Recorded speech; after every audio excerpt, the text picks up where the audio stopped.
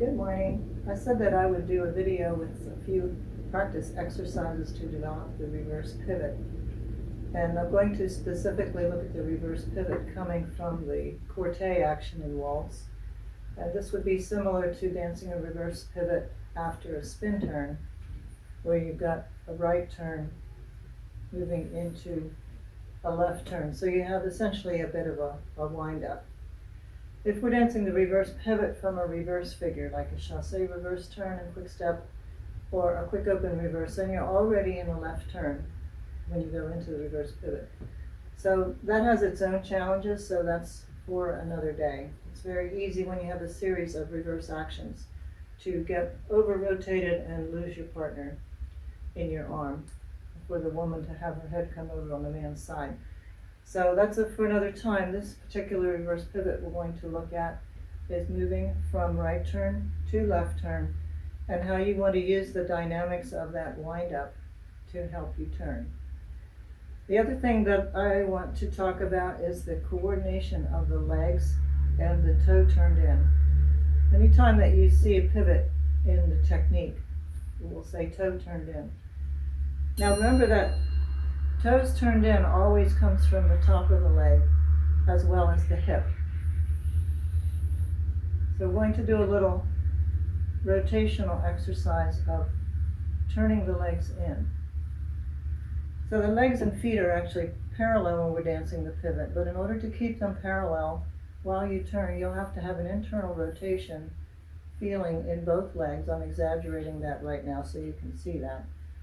As this step would be taken on the right foot, you would pivot and you would move the left foot. It would not be staying in this position. What typically happens is that this leg rotates outward, just like we would do in a Latin dance, and now you've got a position like this.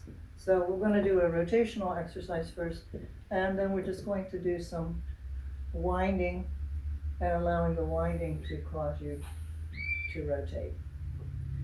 So we'll just pick up the heels off the floor and rotate the thighs in.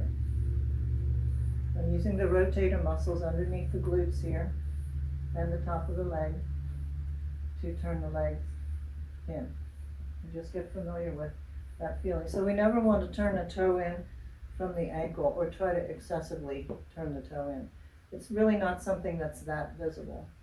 It's an effort to keep the legs in parallel as you're rotating. The other thing we were practicing the other day was winding and unwinding, making sure you're not letting your arms move out of frame. You want to keep the frame intact and keep the legs soft so that your thighs can also turn the lower leg bone. So I'm working through my ankles, and as you move from foot to foot, just release the heel so that the ankle can follow the direction.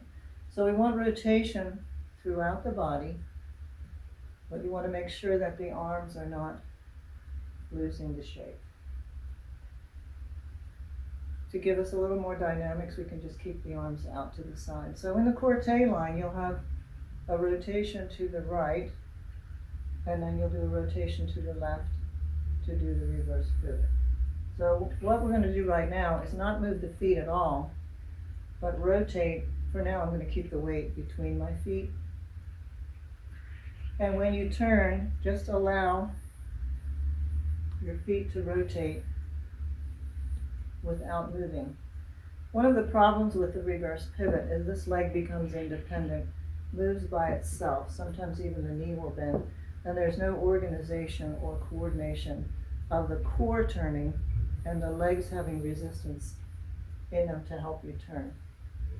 Bill Irvin used to always say to imagine you had a coin underneath this toe. He talked about that specifically on the slip pivot. Now, slip pivot is a reverse pivot. It's just called a slip because we're going from a fall away into slipping the lady into close. But still the dynamics of the reverse pivot are the same. And he would always tell the men to keep a coin under there and pull it back. One of my students needs something stronger in the picture, so he imagines somebody standing on that foot, and he has to use his body and the standing leg to pull it back. So we're trying to get a feeling where the legs work together and you don't just step back. So when you look in the technique, and it would say back with toe turned in, we don't actually take the step back. We rotate from the standing leg, and you pull the leg in. It begins to internally rotate, and it becomes back as you're twisting. And then if there's a turn on the ball of the foot, depending how far we want to go, then the other foot will move slightly. So your legs are in a scissors position.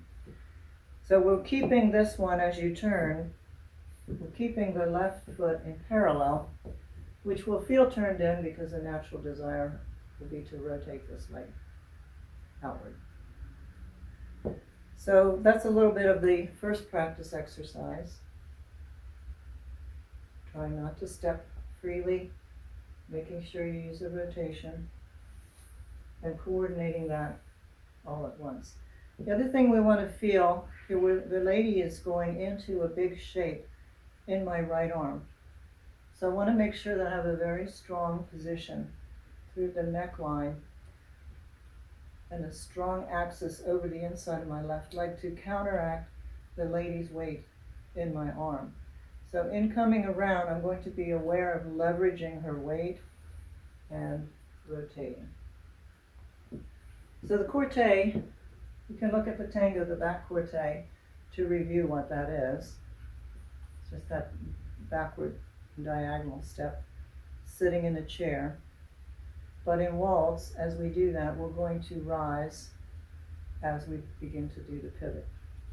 Now, it's not important that you rise through your feet. In fact, most of the men don't do that.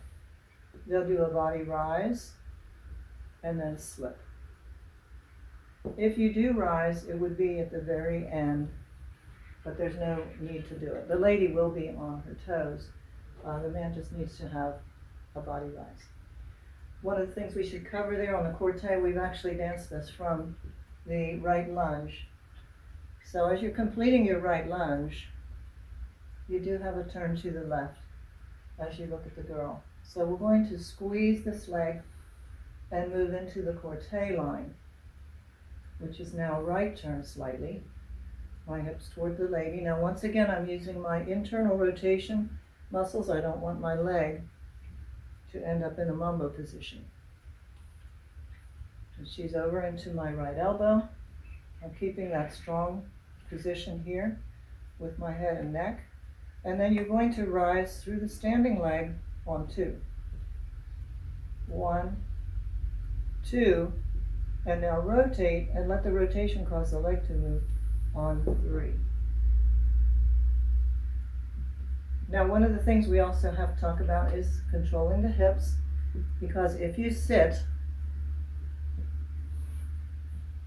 on your hip as you complete the reverse pivot, now you can see my body's kind of in an S shape. So I've got to keep my hip underneath me and this long line of the body. So if I go from here, when you slip back, make sure you don't sit at the end of the pivot. You keep the hip underneath you. That's under towards your navel.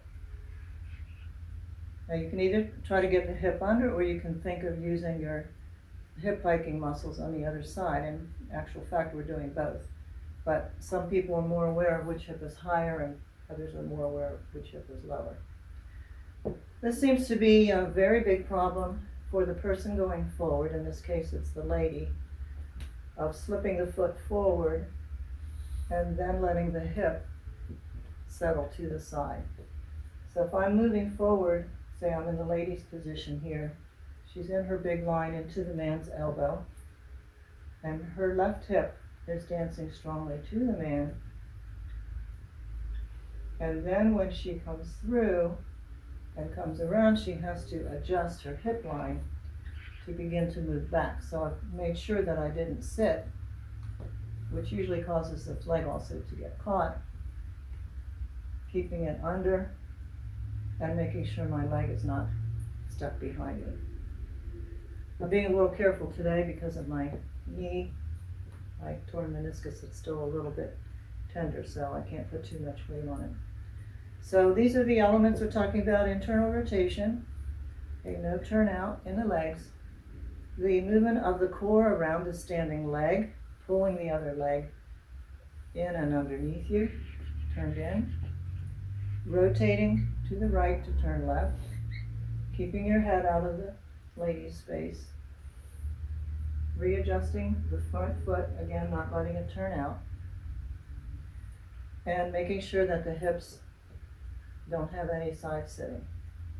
The other thing I should mention, because this seems to be a problem quite often, is on the Corte, the man can easily leave his hips here blocking the girl. So you need to feel that you're against the wall there and your hips are underneath your shoulders.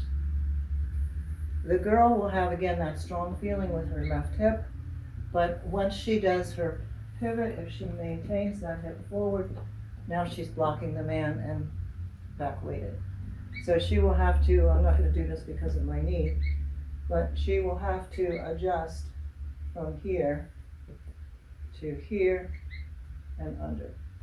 It doesn't look like a big adjustment now because I'm not making a big shape, but it's very easy for the ladies to get into a big shape and simply turn now with their hips forward and their upper body back and become heavy. So we'll have to recover here slightly and do the pivot. I'm going to cheat this a little bit so I don't have to use that knee. And coming out with that hip underneath.